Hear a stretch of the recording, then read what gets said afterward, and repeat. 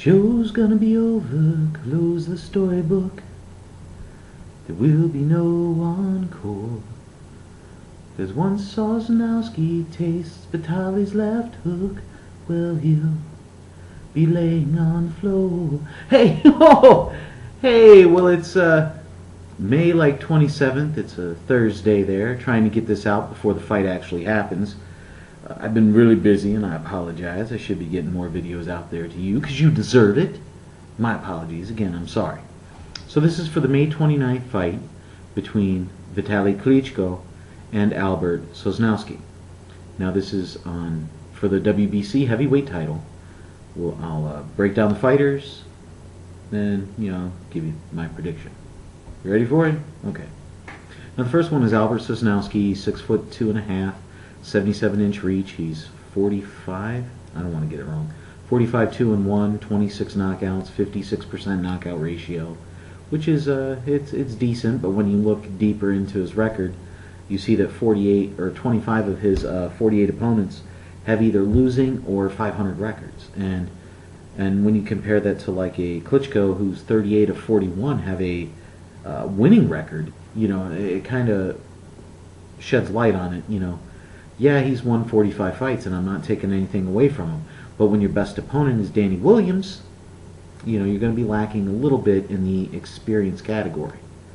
Yeah, you got a lot of rounds under your belt, but they're not against anybody that's great. Okay, he's been in 4 title fights, but none of them been for like major titles. I know the European or the EBU title is a good sized title. I'm not knocking that, but I'm talking WBC, WBA, IBF. Those are the ones. Okay.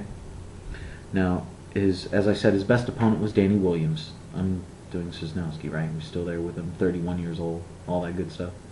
He's got good speed, and he's very active for a heavyweight. You see him in there, and he does a lot of movement when he goes in. He throws a lot of nice hooks to the body, a lot of shots to the body, and the 1-2s, and then he'll come in with a hook and nice uppercuts as he throws those in there. Now his D is just okay, because there's not a lot of movement to him. And when I mention the movement, that's pretty much on the offensive side. On the defensive side, when someone actually starts throwing on him, he moves straight back. And this is very bad. This is not a good thing to do, especially against massive heavyweights that can keep coming straight forward at you and cover a lot of ground.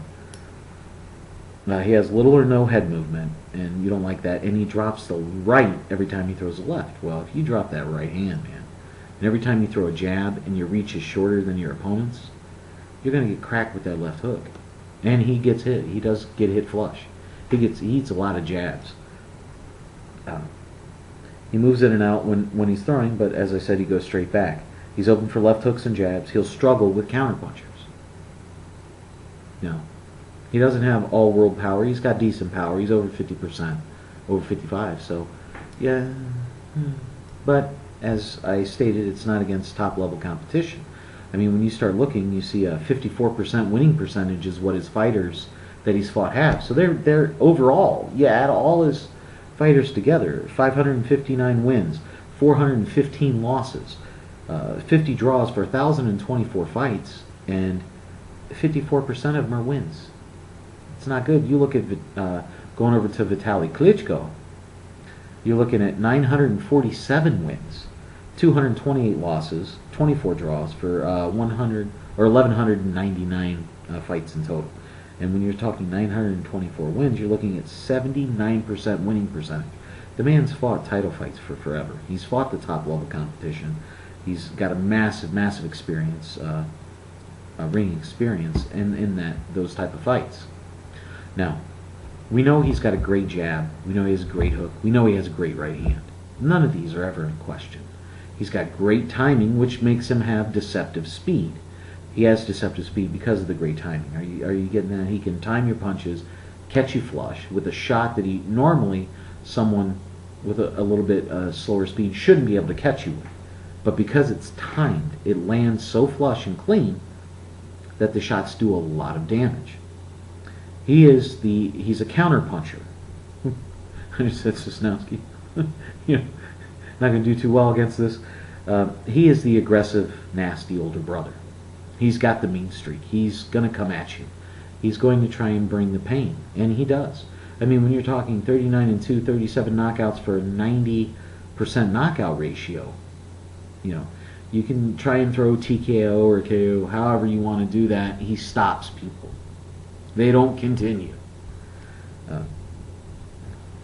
He deals well with boxers. Remember the Chris Bird? He was manhandling him before he injured his shoulder.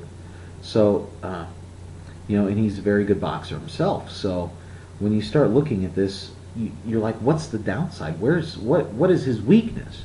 And right now, at 38 years old, that's the number that's sticking out. That's the downside. When is he going to hit the wall? When is he finally going to reach his peak, per se, and, you know, start to really see a decline? The thing with heavyweight fighters, and a lot of people won't tell you this, or maybe they don't know, is heavyweight fighters usually mature later in life. Heavyweights fighters' prime is all the way up to almost early 30s. Early 30s to late 30s is a heavyweight's prime. Whereas the younger fighters, they kind of flame out because they're more built on speed and stuff like that. Heavyweights, you don't necessarily have to be fast. You can grow into your actually grow into your body and stuff. So does age catch up to him? I'm gonna go with no on this one, and I think Vitali is going to tag him repeatedly and knock him out in the 6th round. I really want to say 9 or 10, really, because their fights always seem to go long.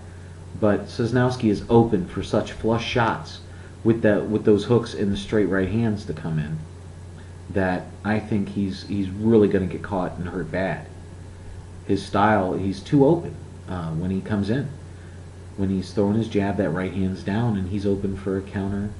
He's open for a power jab. He's open for a lot of things. Gets hit with them, and Danny Williams buckled him a couple times in their fight. So, looking at all that, Klitschko by knockout, round 6. All right. Well, hey, this is the Bigragu.